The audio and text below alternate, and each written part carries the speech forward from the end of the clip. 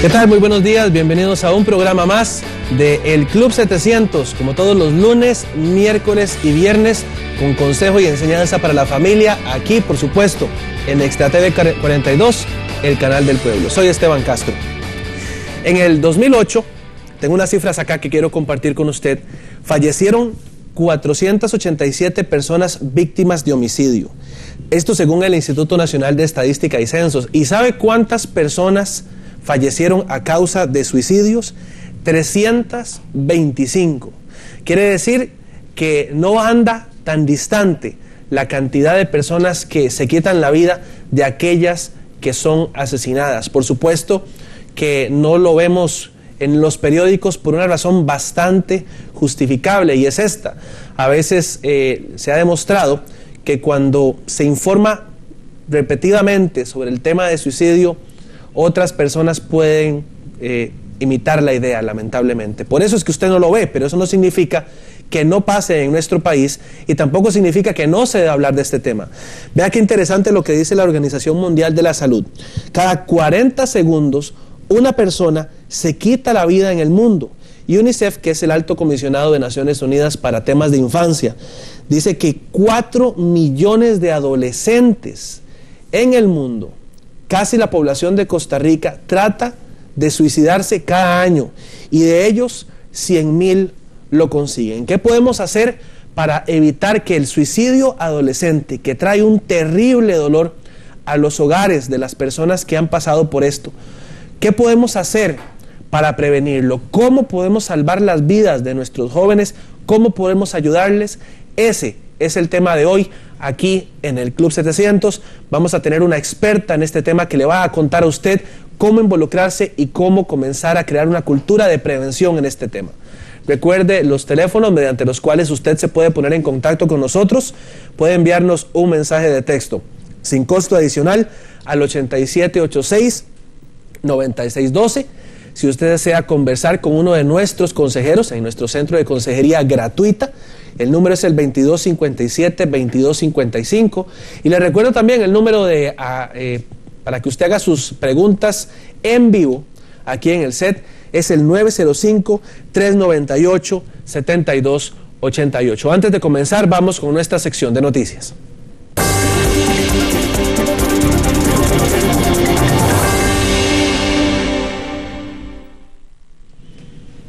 La presidenta de la República, doña Laura Chinchilla, dijo hace unos días que Costa Rica debía verse en el espejo de México, esto en referencia al aumento de la delincuencia y el crimen organizado en ese país. Pues fue justamente en México en donde encontramos un culto que venera precisamente lo que las autoridades de ese país están combatiendo. Veamos. ¡México quiere paz! ¡México quiere paz! ¡México! Los mexicanos están cansados de la oleada de muertes que la delincuencia ha dejado en su país. Yo me siento inseguro, eso es un hecho, como la mayoría. Muy delicado, ha llegado a todos los estratos sociales. Todos los días, los periódicos locales dan cuenta de violentos crímenes, como el que le quitó la vida a Jonathan Legaria Vargas, a quien le dispararon en por lo menos 100 ocasiones. Legaria adoraba a la muerte y creía que era una especie de intermediario entre Dios y los hombres. En unos pocos años, atrajo a cientos de personas a lo que él consideraba una religión. Creíamos en diferentes cosas, poco hablábamos para no tener problemas, ¿no? Poco hablábamos de su creencia. Él creía en Dios, creía en los santos y todo, pero también creía en la Santa Muerte. De acuerdo a la creencia de su hijo, ¿dónde está su hijo ahora? Yo creo que con ella. Él se decía el hijo de la Santa Muerte. ¿A qué atribuyen ustedes el hecho de que haya tantas personas que se hayan sumado a esta creencia? Pues que ha hecho muchos milagros. Simplemente que la gente quiere resultados y sobre todo también que encuentren una razón de vivir, una razón de sentirse bien. Han hecho pactos, ¿no? El pastor Natanael Pascual Gideus dice que en realidad las personas están buscando salidas fáciles a sus problemas. Sabemos muy bien, según la Biblia, que la muerte vino por medio de Satanás, ¿no? Y cuando la gente pacta con la muerte, está pactando con Satanás y obviamente por un periodo de tiempo recibe algún bien material, pero por otro lado también empiezan las pesadillas, empiezan los problemas familiares, descontrol emocional, enfermedades, también una serie de problemas. Para Antonio Pavón existe una explicación espiritual. Los últimos acontecimientos de muertes por narcotráfico, las grandes ejecuciones que ha habido, terrible dolor que ha habido en las familias mexicanas por secuestros, por muerte, creo que es resultado de dos cosas. Primero, creo que de ese culto que ha enaltecido a la muerte, que ha estado glorificando a la muerte y que le está dando toda autoridad a la muerte sobre nuestro país. Segundo, algo muy importante que está pasando en nuestra nación. Hace algunos meses atrás se autorizó y se está autorizando a nivel nacional la muerte de infantes por medio de los abortos. Lo que la palabra dice, lo que sembramos cosechamos. Aunque esta relación espiritual es rechazada por los escépticos, lo cierto es que el culto a la muerte ha penetrado el mundo criminal. La muerte había veces que llegaban a la casa a catearnos la federal o la judicial o en ese tiempo la Ciedo llegaba y nos cateaba y estaba la droga abajo de la muerte y cateaban de pies a cabeza con perros y todo y no encontraban la droga. Julio César Cortés fue por muchos años uno de sus seguidores. Julio estuvo involucrado en el tráfico de drogas y cuenta que en ese ambiente es algo muy normal, pero cuando Julio le entregó su vida a Jesucristo, descubrió en él algo que jamás había visto. La muerte viene a destruir nada más, por eso es muerte, pero Jesús es vida. Para los cristianos en México, esa es la solución. Es necesario hablarle a la gente que está metida en el culto idolátrico a la Santa Muerte, hablar de la verdadera naturaleza de la muerte. El apóstol Pablo en Corintios 15 nos habla de que la muerte es enemiga de Dios. La gente no lo sabe. Una cosa que debemos hacer también es transmitir un mensaje. A veces nosotros transmitimos un mensaje un poco fuera de la realidad de las personas, ¿no? Un mensaje de Jesucristo, ¿no? Que sabemos que Jesucristo es aquel que sana, que transforma las vidas, que en la verdad cambia la vida de la gente. Y a veces nosotros como cristianos nos falta mostrar ese aspecto de la palabra de Dios, ¿no? La pregunta ahora es, ¿cuántos estarán dispuestos a aceptar este reto? Pasamos a otros temas. En Iquitos, Perú, una mujer se esforzaba por sacar a sus hijos de la pobreza, pero tenía un enemigo adicional: la zozobra de que una inundación destruyera todo lo que para ella era importante. Nuestra historia de solidaridad nos lleva hoy hasta el Amazonas. Leslie Aguanarí vive en Iquitos, Perú, una zona inundable debido a las fuertes lluvias y a los grandes y caudalosos ríos que la rodean, incluyendo el Amazonas.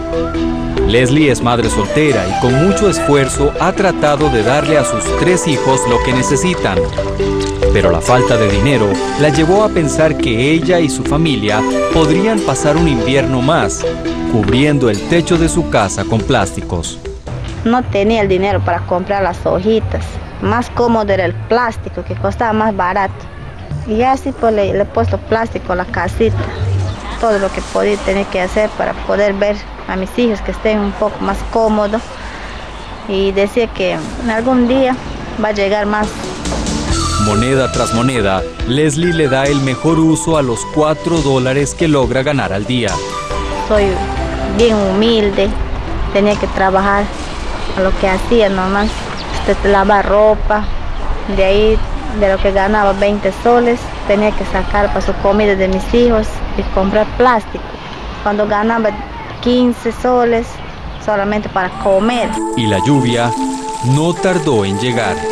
No podían dormir mis hijos porque la casa goteaba, entraba el agua. No podían dormir ellos cuando llovía. Teníamos que buscar un lugar donde no mojaba mucho, ahí les ponía con sus sábanas. Los abrigales les cantaba a mis hijos para que se puedan reír ellos.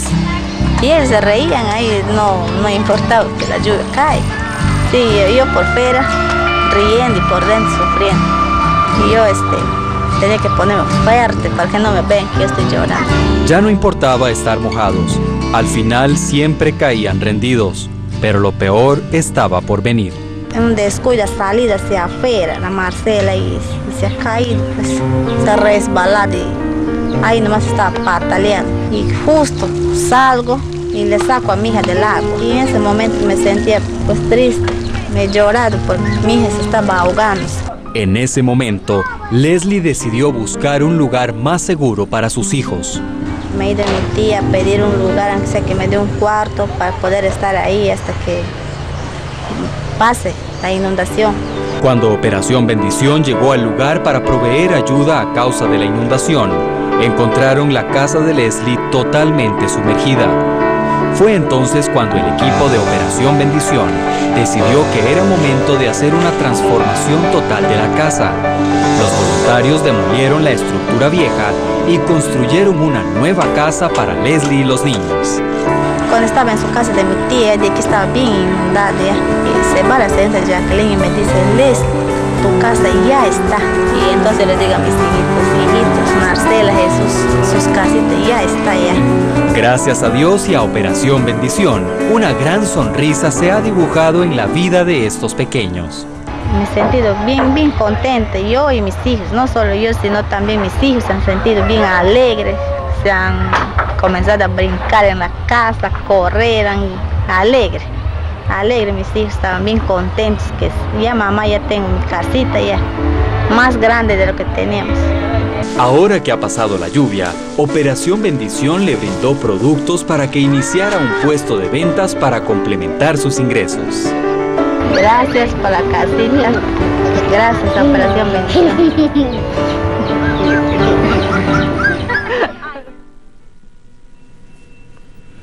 Si usted desea más información sobre los proyectos que Operación Bendición está realizando acá en Costa Rica, puede visitar nuestra página web club700costarrica.com y también recuerde que puede llamar para ver cómo se puede involucrar al 2257-2255.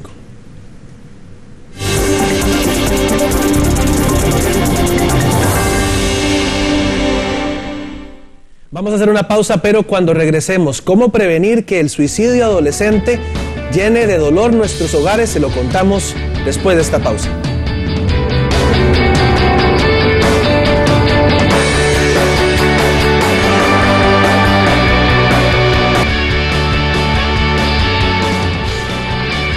Gracias por seguir con nosotros. Usted está viendo el Club 700.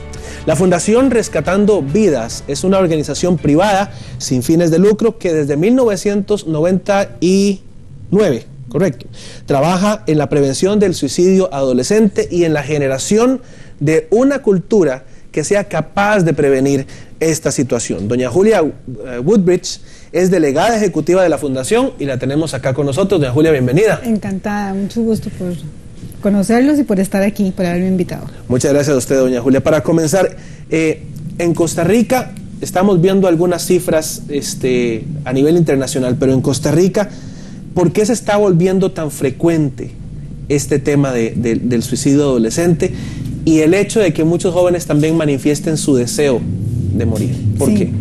Bueno, yo creo que Costa Rica, nosotros desde 1999, por cierto, estamos hablando acerca de la violencia que se estaba ya en aquella época dando en Costa Rica, pero siempre ha sido oídos sordos a este problema que ahora ha estallado, ¿verdad? Yo creo que hay un problema muy grave en la falta de afectividad en los hogares, el hecho de que los padres tienen que trabajar, los muchachos llegan solos, tienen muchos distractores, los padres en cierta forma cometemos el gran error de obligar a nuestros muchachos a que saquen nada más lo que es el estudio, ¿verdad? Que es lo que tienen lo más importante, 1 o 2 carreras a como dé lugar, sin fijarnos o sacar espacios para estar con ellos y poder saber cómo se sienten, no cómo están. Yo le pregunto a usted, Esteban, ¿cómo está? Usted me dice bien, sí, ¿verdad? Pero una cuestión es cómo está, otra cuestión es cómo se siente, ¿verdad? Claro. Entonces, yo creo que desgraciadamente así es lo que ha pasado en Costa Rica. Costa Rica estamos casi con 380 suicidios diarios. ¿Cuánto? 380 diarios. ¿Diarios? ¿O al año? Al año, perdón. Al año. uno diario casi. Uno diario. Exacto. Y estos son los suicidios consumados, pero también están los intentos y las ideas. Creo que en el 2008 hubo 1.600 intentos en 7 meses. Les recordamos a ustedes los teléfonos para ponerse en contacto con nosotros. Si desea enviar un mensaje de texto con su pregunta, es un mensaje de texto sin costo adicional. El número es 8786-9612. Si desea conversar con uno de nuestros consejeros en el Centro de Consejería Gratuita, el número es 2257-2255. Y el número acá en el estudio para sus preguntas, 905-398-7288. Doña Julia, mi siguiente pregunta tenía que ver con eso, porque este tema se vuelve tan atractivo para los jóvenes, porque no es que esto sea nuevo.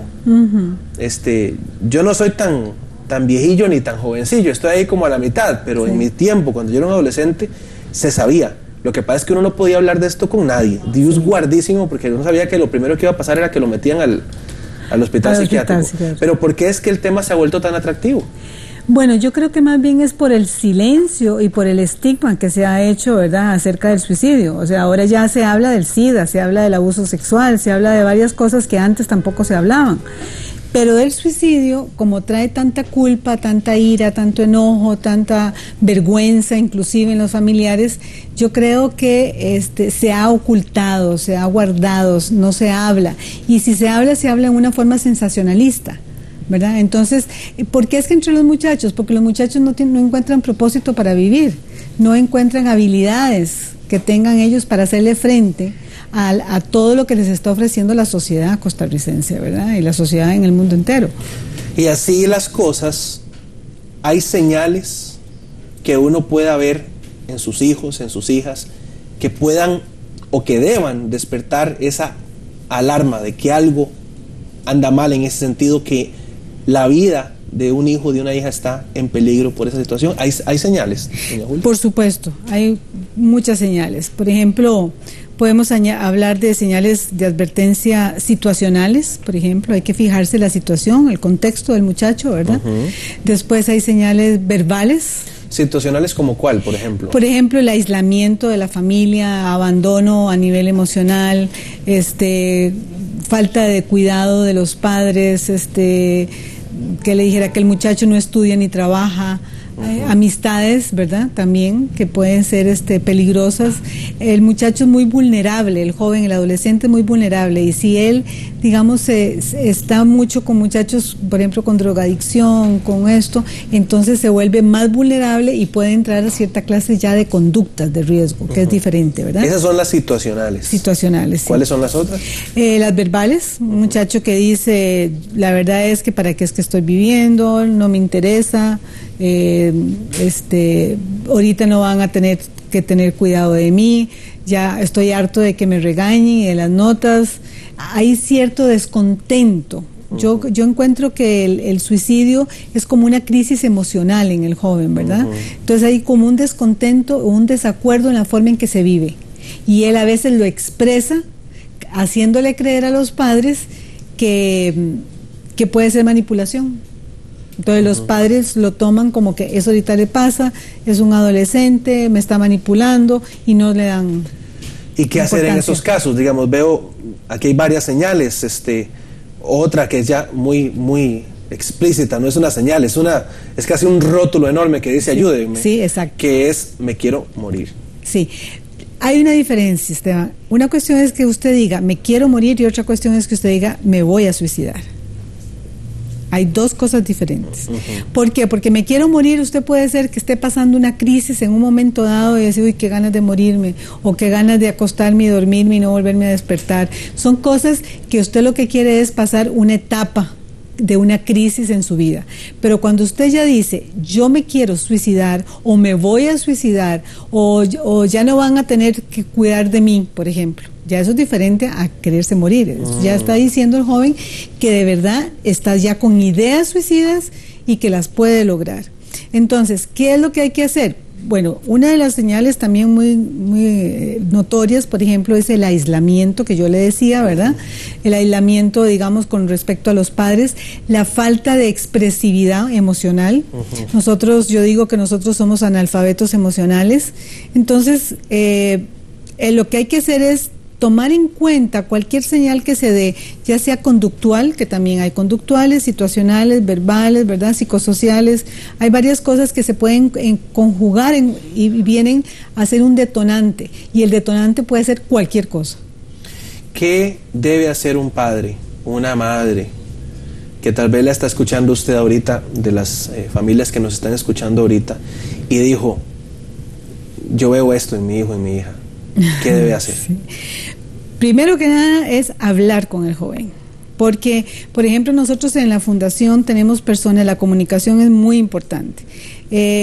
Yo le decía a mi esposo que nosotros le hemos ayudado mucho más a jóvenes con el oído que con la boca. ¿En serio? En serio. O sea, poniéndoles atención. Por supuesto. Eso es lo más importante. Hay padres que los hijos llegan y les quieren hablar algo y no me hables de eso, no quiero saber, usted lo que tiene que hacer es estudiar, y no los dejan hablar, ni los escuchan. Entonces el muchacho quiere, por medio del intento o la idea suicida, llamar la atención para que lo escuchen. Es un grito de auxilio. Entonces, ¿qué es lo que tiene que hacer un padre? Primero, escucharlo, sentarse, ser tolerante, ponerse empático, ¿verdad?, a la par del muchacho, ver que son diferentes generaciones, que todos los distractores que tiene el muchacho ahora son diferentes a los que teníamos nosotros en esa época, ¿verdad? Y después, no dejarlo solo, otra cosa. Lo segundo es preguntarle por qué dijo o por qué expresó lo que expresó, ¿verdad? Y por supuesto buscar ayuda, una consejería o algo, pero tiene que ser de acuerdo a que el muchacho quiera la ayuda, porque es muy, pero muy importante eso. A nosotros nos llegan a la fundación personas que los llevan los padres, pero van obligados. Eso no va a funcionar. No sirve, porque el muchacho se encierra y no quiere hablar. Pero entonces, ¿cómo los convence a uno de que necesitan ayuda? Porque hasta que usted llegue y se sienta con él y lo oye, y entonces lo escucha, qué es lo que siente él, qué es lo que piensa de la vida, qué es lo que le está molestando en la casa, que si es en el colegio, porque está el matonismo, ¿verdad?, ahora actual. Entonces, si es en el colegio que él no se siente tranquilo, si los estudios no le están dando, hacerle ver que él es importante a pesar de que no está dando la talla o no está llevando las expectativas de sus padres. Eso es muy importante. El muchacho tiene que sentirse amado a pesar de. Ustedes dicen que en su página web, estaba ayer sondeando, y ustedes dicen que no es que la gente no quiera morir. Es que tiene miedo a vivir. ¿Eso cómo se come? Ok, lo que sucede es que hay una ambivalencia. El muchacho muchas veces no quiere matarse, pero tampoco quiere seguir viviendo porque no le encuentra sentido, lo que yo decía, ¿verdad?, a la vida. Entonces, tenemos casos, por ejemplo, de muchachos que se han intentado suicidar, terminan suicidándose, pero intentan y no se mueren inmediatamente, sino que van al psiquiátrico o los llevan al hospital, ya sea por envenenamiento, por ahorcamiento, por cualquier cosa, y lo salvan. Pero en ese transcurso de tiempo el muchacho empieza a expresar el deseo de que no quiere morirse, de que lo ayuden, de que por favor hagan algo, aunque termine matándose, muriéndose, o aunque se salve. Entonces nos hemos dado cuenta que la mayoría de los muchachos con los cuales nosotros hablamos, de lo que hablan es un miedo a seguir viviendo. ¿Para qué vivo? ¿Por qué estoy aquí? Las preguntas filosóficas que nos hacemos nosotros ya los adultos, se los hacen los muchachos a ciertas edades. Pero, o sea, es decir, esas preguntas son normales. Por supuesto. Lo que pasa es que, me imagino yo, que una cosa es que el muchacho, la muchacha haga esas preguntas, y otra cosa es que se las contesten. Exactamente. Entonces ahí es como nosotros, como papás, tenemos que tomar esa conversación muy en serio. Claro. Yo creo que los padres muchas veces se sienten culpables por el divorcio o por ciertas situaciones en el hogar. Entonces, lo que hacen es cumplir las necesidades básicas del muchacho, que es la comida, el techo, la ropa, el estudio, y creemos que con eso ya el joven está tranquilo y está contento y que no tiene nada más que pedirle a la vida, ¿verdad? Y el muchacho no es eso lo que necesita. El muchacho necesita atención, necesita el abrazo, necesita el te amo, necesito cómo te sentís, cómo estás, te gusta, qué es lo que más te gusta, qué es lo que más querés. ¿Qué es lo que no te gusta? ¿Qué es lo que no te gusta, que no nos gusta, que nos digan, ¿verdad? Los padres, ¿verdad? ¿Por qué te sentís incómodo? ¿Por qué estás bravo? Claro que también no podemos dejar a un lado pues la parte esta de problemas a nivel psicológico, ¿verdad? Como el bipolarismo, la esquizofrenia, ¿verdad? Todo esto son problemas ya mentales que los padres también tienen que tener cuidado. Vamos a hacer una pausa. Hoy estamos hablando sobre el suicidio adolescente. Estamos con doña Julia Woodbridge. ¿Cómo prevenimos que el suicidio adolescente llene de dolor nuestros hogares? Ese es nuestro tema y usted está viendo el Club 700. Ya regresamos.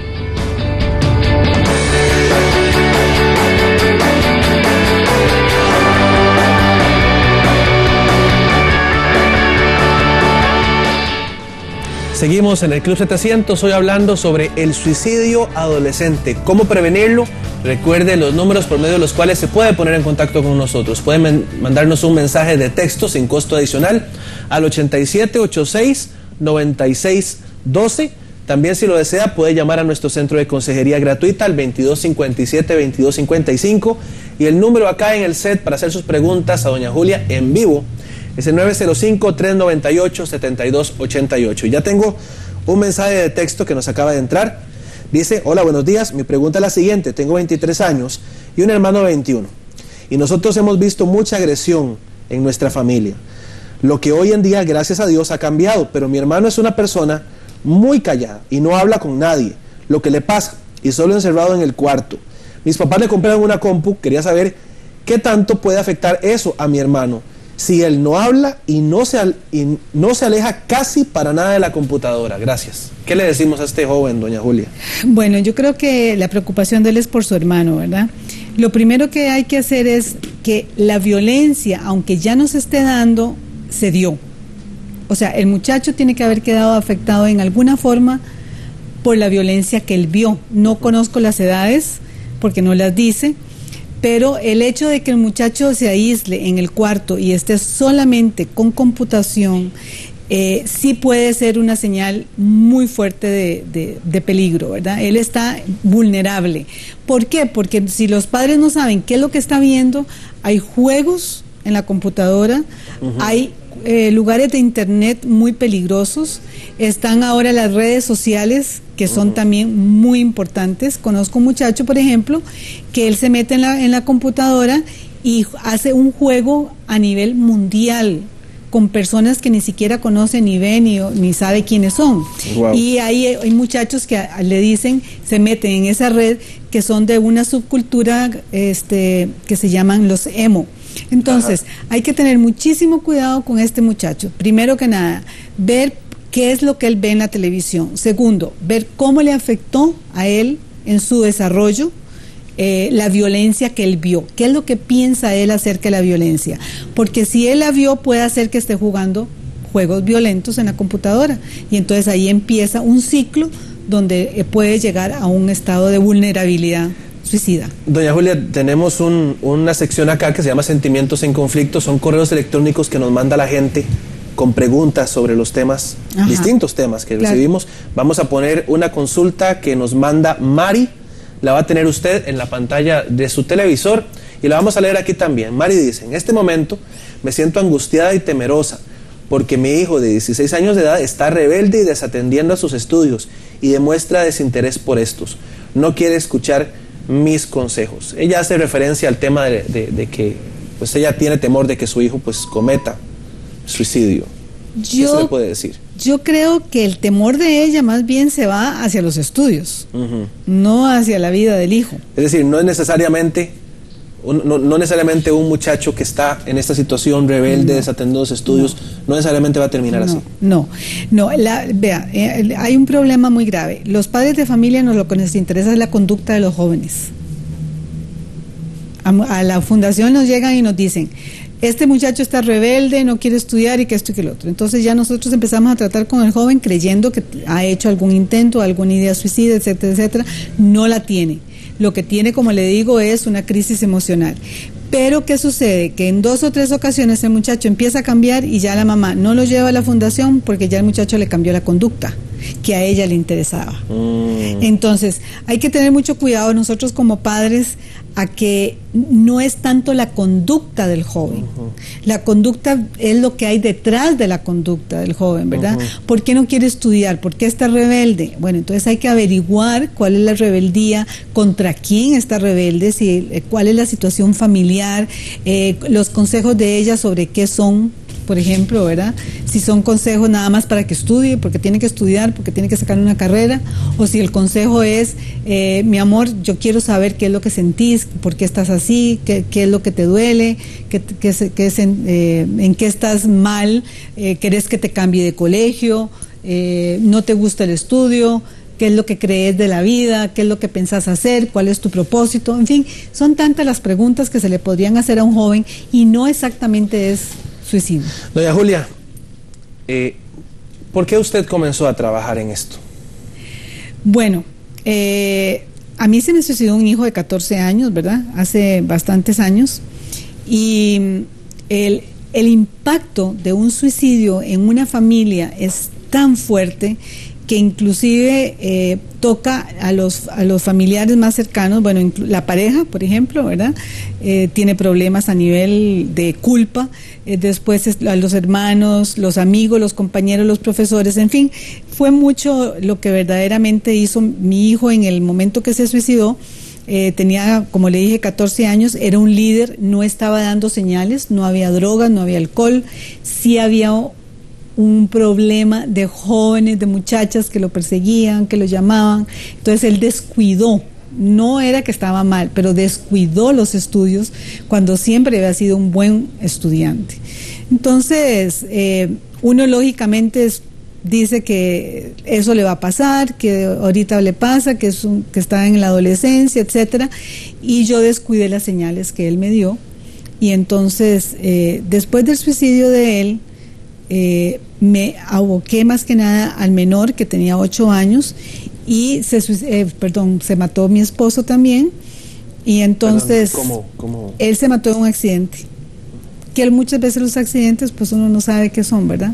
Pero bueno, él se mató en un accidente. Entonces el duelo de los dos juntos me hizo reflexionar mucho sobre la clase de vida que llevaban mis hijos. Y cuando mi hijo menor después tenía apenas 8 años, al año y medio, 2 años más o menos ya de muerto mi hijo y mi esposo, ya yo empecé a meterme más a conocer al Señor, porque Esteban, llega un momento en que yo traté de suicidarme 2 veces. Después de la muerte de mi hijo y antes de la muerte de mi esposo, en el transcurso de 1 año, yo traté de suicidarme 2 veces.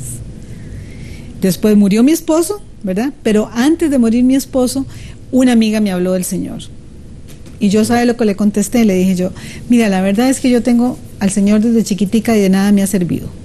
Esa fue mi respuesta. Porque lo que tenía era una religión, ¿verdad? No tenía una relación con Dios.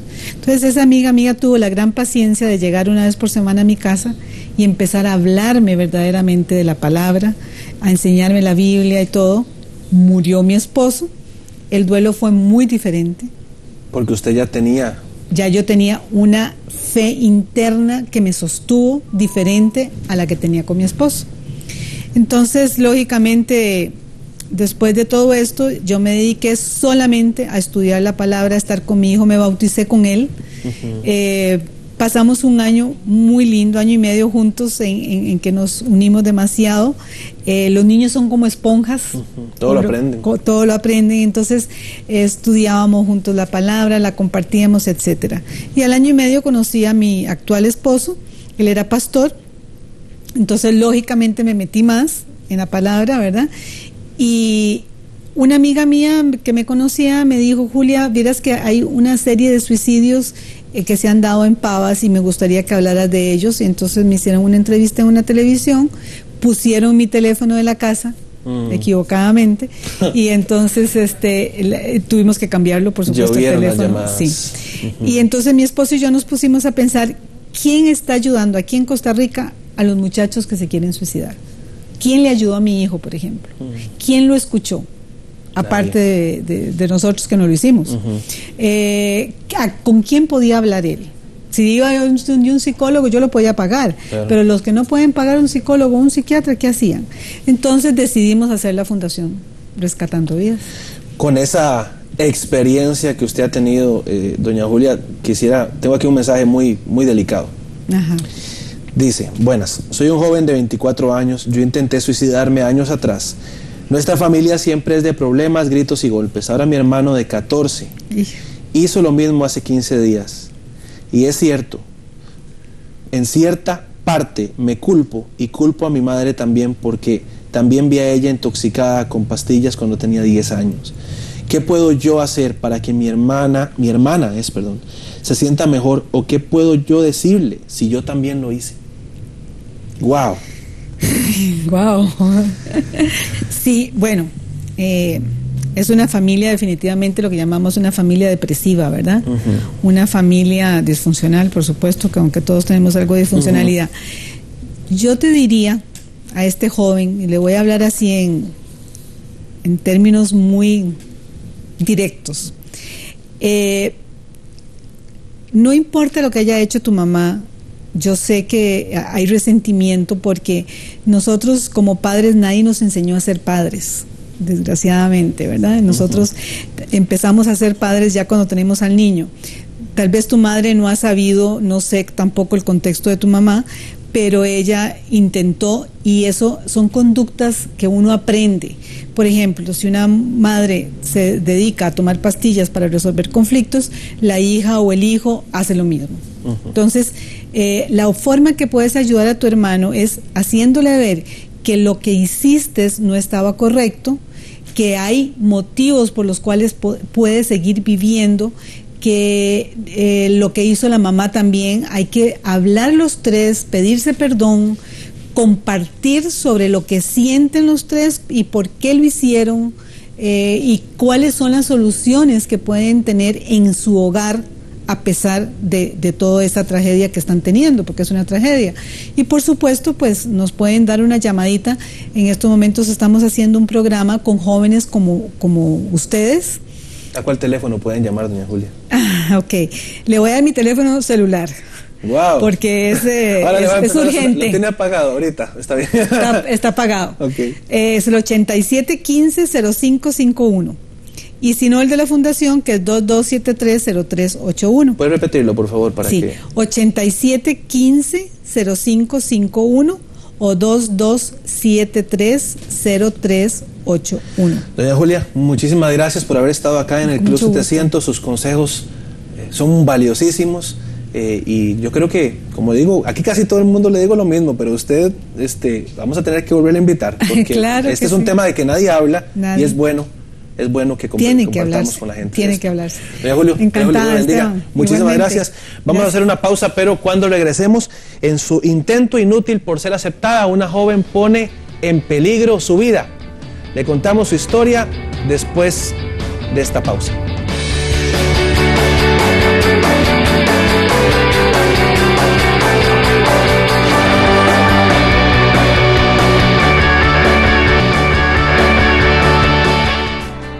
Seguimos acá en el Club 700.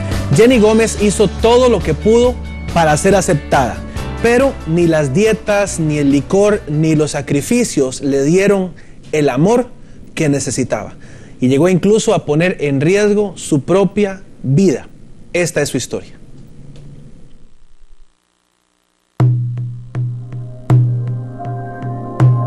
Siendo niña, a Jenny Gómez no le quedó más remedio que acostumbrarse a las constantes burlas sobre su apariencia. La gente me criticaba porque yo era demasiado flaca, que me parecía mucho a la Vitola, a Oliva de Popeye. Pero lejos de provocarle risas, en la adolescencia aquellas bromas que a algunos les parecían inocentes la condenaron a un concepto de sí misma que le arrancaría muchas lágrimas. Yo me sentía fea, para empezar. Siempre me sentía que todas mis amigas eran muy bonitas. Todas las muchachas eran bonitas, menos yo. Por eso la soledad se convirtió en su única compañera y descubrió que podía remojar sus angustias en el licor, al menos por un rato. Cuando tomaba licor, al principio me sentía bien, ¿no? Ponía música y me sentía contenta, como que no estaba sola, no me sentía sola. Pero ya después, entre más tomaba y los efectos del alcohol eran más fuertes, empezaba de nuevo, ¿no? A sentirme sola, a llorar muchísimo. No encontraba respuestas por qué pasaba eso, por qué sentía todo eso. Yo ya no quería sentir eso, porque quería tener compañía. Su deseo se cumplió al entablar amistad con quien sería su mejor amiga por varios años. Ella se encargaría de hacerle compañía y de enseñarle algo más. Íbamos y comíamos demasiado, pero muchísimo, de todo, ¿no? O sea, fritangas y comida y postres y todo. Y ya después nos sentíamos tan llenas, con ganas de vomitar, que nos provocábamos el vómito para no engordar. Aquel era un secreto que su amiga estaba dispuesta a compartir con ella. Lo que Jenny no sabía era que aquella estrategia para perder peso era realmente una terrible enfermedad. Me di cuenta después que era bulimia, porque por comentarios que habían. Estuve con el problema de la bulimia, comiendo y vomitando 5 años. Y en todo ese tiempo, lo único que Jenny consiguió fue aumentar su tristeza. Todas las mañanas que me levantaba, gritando, llorando, porque era fea y gorda. Y no tenía ropa que ponerme, porque todo me quedaba feo. Dice que yo era una gorda, entonces me compraba tratamientos para adelgazar, pero no dejaba de comer. Vomitaba, sentía tan gorda que compraba hasta los sesos para adelgazar y al contrario, subía más de peso y comía así exageradamente y digo yo, ¿para quién es eso? Hasta que un día Jenny descubrió que todo lo que había hecho para ser aceptada no funcionaba con nadie, comenzando por sí misma. No, en ese momento yo ya no tenía ganas de vivir. Yo recuerdo que me sentía vacía, sola, que nadie me quería. Y muy rechazada, sin protección. Me acuerdo que salí y dije, ya, no tiene sentido, me voy a caminar, me voy a perder por ahí. En eso pasó un carro que tenía pintado un paisaje muy padre y me llamó la atención porque aparte a mí me gusta mucho la pintura. Y en ese momento vi que decía, Jesús es el camino. Yo lo que hice fue salir corriendo a seguir ese carro. Y ese carro me llevó a una persona que me explicó acerca de Jesús, que Él era el camino. Luego de aquella conversación, Jenny decidió aceptar el consejo que le daban. Yo le pedí a Jesús que me cambiara, que me transformara, que me hiciera como Él, ¿no? Que yo quería ser como Él. No, le pedí que si nunca me volviera a dejar, que nunca se fuera de mí. Jenny decidió alejarse de las amistades que en lugar de ayudarla parecían disfrutar de sus penas. Comenzó a luchar contra su enfermedad poco a poco, con información nueva. Me devoré los 4 libros del Evangelio y ahí decía, ¿no?, que Él era el que nos daba una nueva identidad, ¿no?, que nosotros éramos alguien en Él, ¿no? Eso me empezó a levantar más la autoestima, el que me sentía que Él era mi papá, ¿no?, que Dios era mi padre. Con un mejor concepto de sí misma, entró a la universidad y le fue muy bien. Esta es la foto de su graduación de licenciatura. No hubiera sido posible para mí graduarme si yo no hubiera confiado en Dios, si yo no hubiera creído en Él, aceptado, no, su ayuda. Yo vi siempre la mano de Dios conmigo, en cada semestre, con cada maestro, con cada compañero. Hoy la bulimia quedó atrás y Jenny ya no se mira al espejo para reprocharse su apariencia. Me siento plena, me siento segura, muy segura. No ha sido fácil, pero me he agarrado de la palabra de Dios y he visto que mi Dios es un Dios sobrenatural, no solamente es un Dios que es gobernador del universo, sino que es un Dios, es mi papá, sí se puede tener una nueva vida, sí se puede empezar, se puede reconstruir el tiempo perdido, sí se puede con Cristo. ¿Qué estás necesitando en tu vida? Jenny necesitaba aceptación, necesitaba amor, y por más que hizo, no lo consiguió y terminó sintiendo el deseo de que era mejor perderse por ahí, como dijo ella. Tal vez se cuestionó de qué vale la pena vivir. Déjeme decirle que si hoy usted se sentó frente al televisor y está viendo este programa, no es casualidad.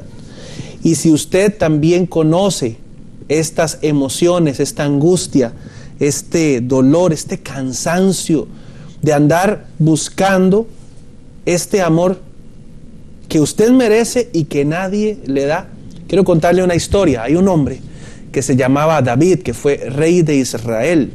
La Biblia dice que era un hombre conforme al corazón de Dios. ¿Se imagina qué especial que digan eso de uno? Pues vea lo que escribió este hombre. Decía: tenme compasión, Señor, que estoy angustiado. El dolor está acabando con mis ojos, con mi alma, con mi cuerpo. Estas emociones son frecuentes, pero no tenemos que conformarnos o atarnos o resignarnos a que siempre vamos a vivir así. Vea lo que dice Jesucristo. Dice: vengan a mí todos ustedes que estén cansados y agobiados, y yo les daré descanso. Esa es una promesa que da Jesucristo. ¿Por qué? Porque Dios le da a usted ese amor que usted necesita de una manera que no se imagina. Vea la promesa que tiene Dios para usted. Dice: no temas, porque yo estoy contigo. No te angusties, porque yo soy tu Dios. Te fortaleceré y te ayudaré. Te sostendré con mi diestra victoriosa. A veces cuesta creer que Dios, que creó el universo y que controla todo, sea capaz de fijarse en usted o en mí y darnos ese amor y cumplir esa promesa. Pero ¿sabe qué? Es más que probable, Dios está deseando hacerlo por usted. ¿Quiere usted pedirle a Dios que tome control de estas emociones, de estos problemas, de esta angustia, de este cansancio que lo hace pensar que no vale la pena vivir? Dios tiene un propósito para usted que va más allá de las circunstancias que está pasando ahora. ¿Desea pedirle a Dios que tome control de esto? ¿Desea que Él tome el control de su vida? Lo invito a que haga esta oración conmigo si lo desea.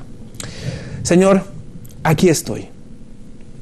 Aquí estoy con todo mi dolor, con toda mi angustia, con todas mis cargas. Y me dicen que tú me amas y que tú quieres ayudarme, que tú quieres sostenerme con tu mano, que tú quieres cuidarme y amarme y darme el lugar que nadie me da. Y lo he buscado y no lo siento, tengo un gran vacío por dentro. Señor, si ese vacío es tan grande porque es del tamaño que tú deberías ocupar en mi vida, Señor, hoy yo te abro las puertas de mi corazón. Jesucristo, toma el control de mi vida, toma las riendas de mi vida. Ya no quiero vivir a mi manera. Hazme de nuevo. Me he equivocado, he cometido errores, perdóname. Yo recibo tu perdón porque sé que tú diste tu vida por mí en la cruz del Calvario, que yo también estaba en tus pensamientos en ese momento, y recibo tu perdón y tu salvación. Ayúdame, Señor, a no vivir más sin ti. Me siento débil y tengo esta gran situación. Señor, te la entrego. Gracias porque me has escuchado y gracias por lo que vas a hacer en mi vida, Señor. En el nombre de Cristo, amén y amén. Si usted ha hecho esta oración con nosotros, lo invito a que tome el teléfono y nos llame. 2257-2255. Queremos orar por usted, queremos saber más de usted y ayudarle en este proceso que hoy comienza. No quiero irme sin antes darle las gracias por abrirme las puertas de su casa e invitarlo para que nos acompañe el viernes a las 10 de la mañana aquí con un nuevo programa del Club 700, como siempre, en el canal del pueblo, Extra TV 42. Hasta pronto, si Dios lo permite.